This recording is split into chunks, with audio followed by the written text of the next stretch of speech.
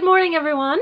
Today is a very exciting day because my friend and I are heading to Beacon, New York to take some professional photographs, but they're not just any photos, they are tintypes. Tintype photography is a form of wet plate photography that was invented in the 1850s, and you have definitely seen these at antique stores. They're called tintypes because the slide is a thin piece of metal, as opposed to other similar forms of photography that use glass or silver-plated copper. The finished product is a gorgeous mirror image of the sitter, and now I am going to be one of those sitters. I'm a little nervous. I don't know what I'm going to do, like what facial expression to do. I'm not even sure what I'm going to be wearing. I have some options that I'm going to bring to the studio. I talked to the photographer who said there are 3 size options to choose from. There's 4x5 inches, 5x7, and 8x10, and I am leaning towards the smallest one because that's, I think, the most common size historically. I actually own one. I wanted to take a look. These are all my stereo cards in here. But I also have this, which is so small. Measuring the size of this, sorry for the angle, is about almost 4 inches. And then 3 inches, so it's like 4x3. I'm really looking forward to this. I'm going to take you guys with me. Hopefully we can see some of the process and maybe hear from the photographer about how it's done and everything. And of course I will show you the finished product. So let's go.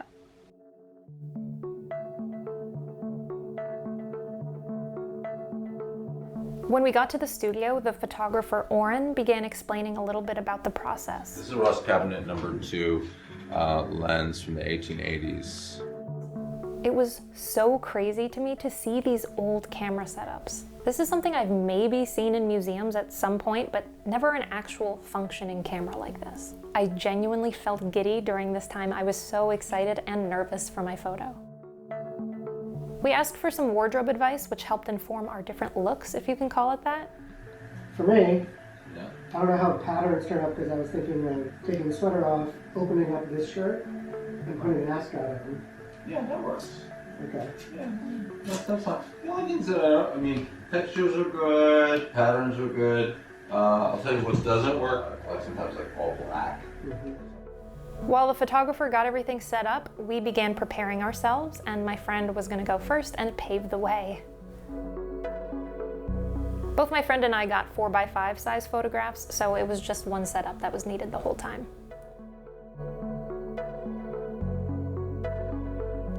First, the photographer would get you positioned and light you, and then he would make sure that the camera was in the right place. Then we took a break for him to prepare the slide.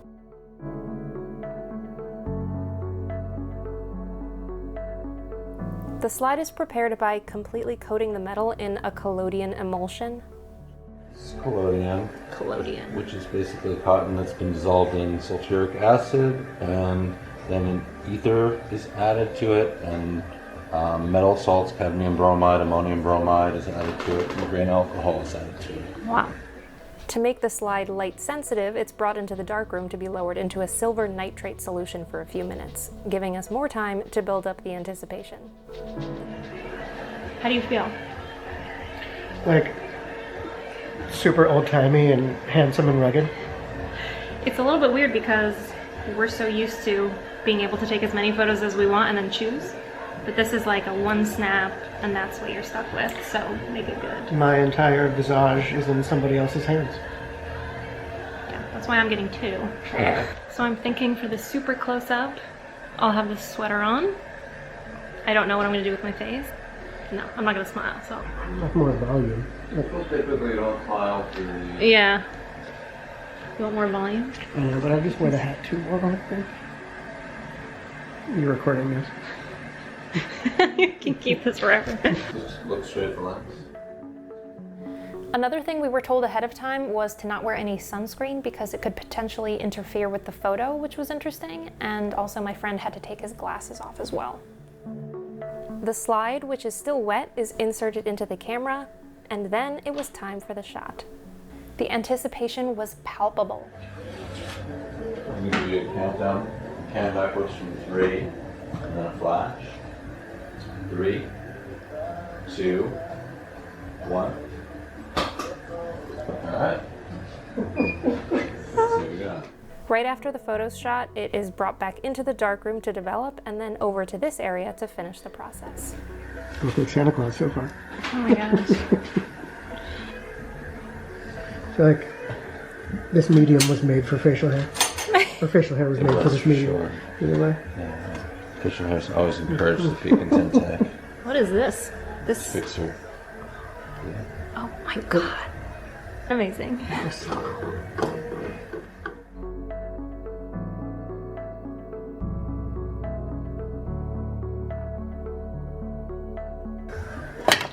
There it is.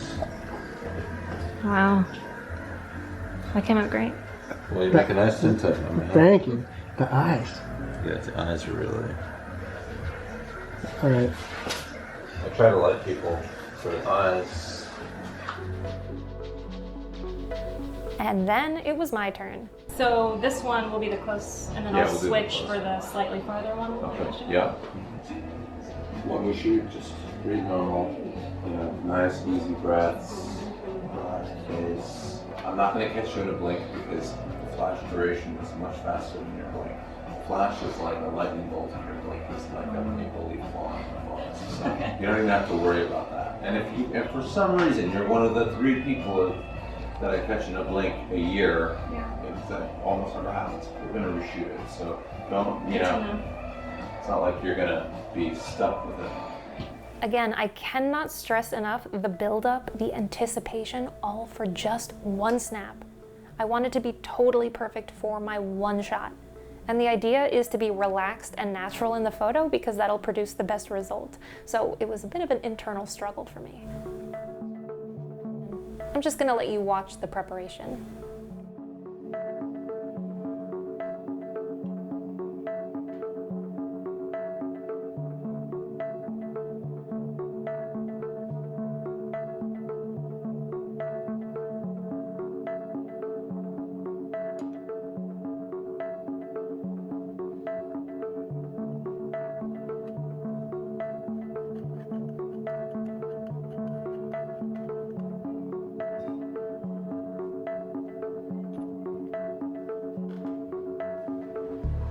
Well, put it back?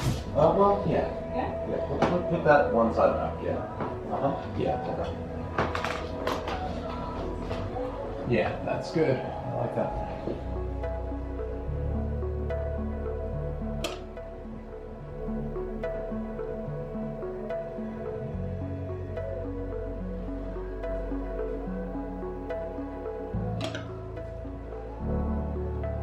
All right, be still.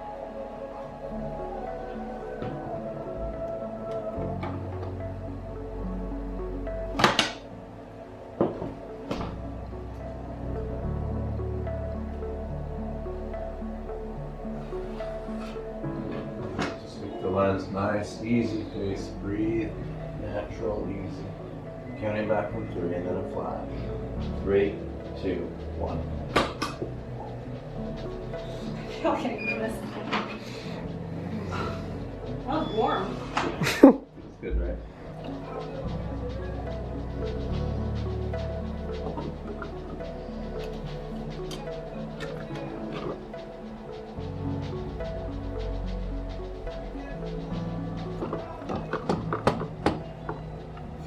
Wow. Pretty cool.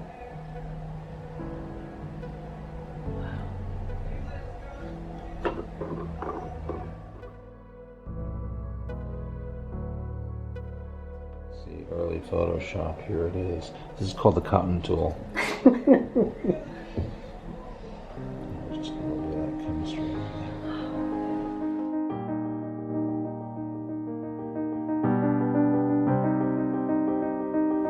And then, after a quick wardrobe change, it was time for the second photo. Just show the lens.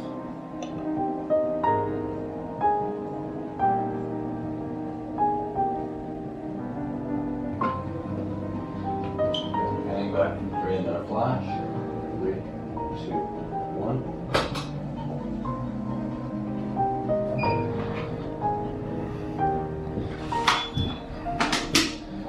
I don't know. I never know.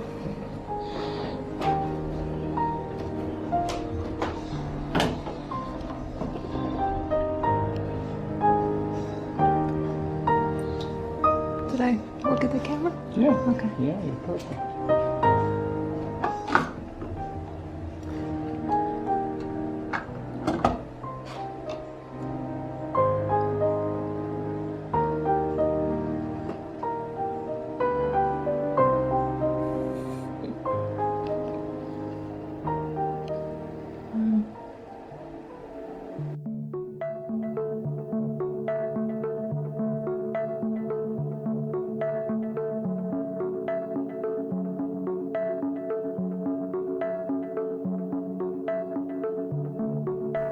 Hello again. It has been, I think, 2 full weeks since I had the photographs taken. There was a sort of finishing process. The photographer had to add like another coat of varnish.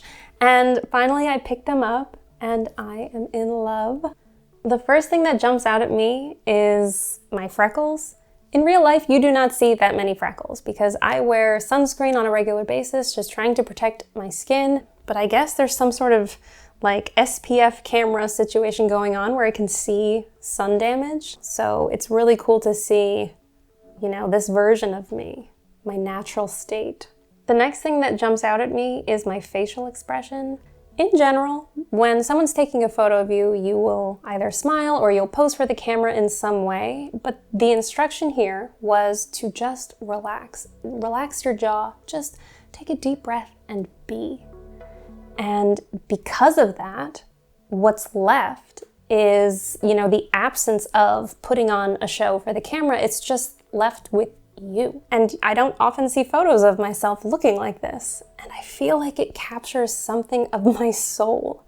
Like, this is how I feel inside. And I could also be projecting all of this due to the fact that it's a tintype. Because in general, whenever we see a tintype, we're looking at it in a museum or in an antique store, and it's of people long since passed. And when I come across these photos, I find myself gravitating towards them, wondering about who they were and what their lives were like and what were they thinking. Also, given the fact that for the most part, no one's ever smiling in these tintypes, you know, it's sort of like a blank canvas onto which we can sort of guess or project. It gives so little, so we inquire so much. And seeing myself in this form, the moody aesthetic of the tintype, coupled with the fact that my face is really expressionless, I find myself naturally intrigued, almost as if I'm seeing this in an antique store. But it's just me. Like, I know what I was thinking when I was taking this photo. I was thinking, I hope I don't blink, take a deep breath, just relax. That's all I was thinking. So it's not actually as deep as you might think, but I do still feel like something, even though I wasn't thinking it at the time, something is captured here. So credit to the photographer and also credit to the inventor of the tintype because it's awesome. This is one of, if not my absolute favorite photo ever taken of me. And what's interesting is when I show both of these to people, a lot of them have a preference for this farther away one. This, to me, seems more like something you might see at an antique store. Something about the pose, you know, the distance from the camera, even what I'm wearing, you can't necessarily tell that it's modern. And so that is intriguing to me as well. I feel like both of them capture something and something different in each one. I'd be very curious to know what you guys think, which you like better and why, how you think they turned out. I'm going to have these for the rest of my life. I just want like a spooky Victorian home now to put these up in. I hope you guys enjoyed this video as much as I enjoyed making it. Please consider subscribing if you haven't already. Give this video a thumbs up if you enjoyed it, and I will see you next time.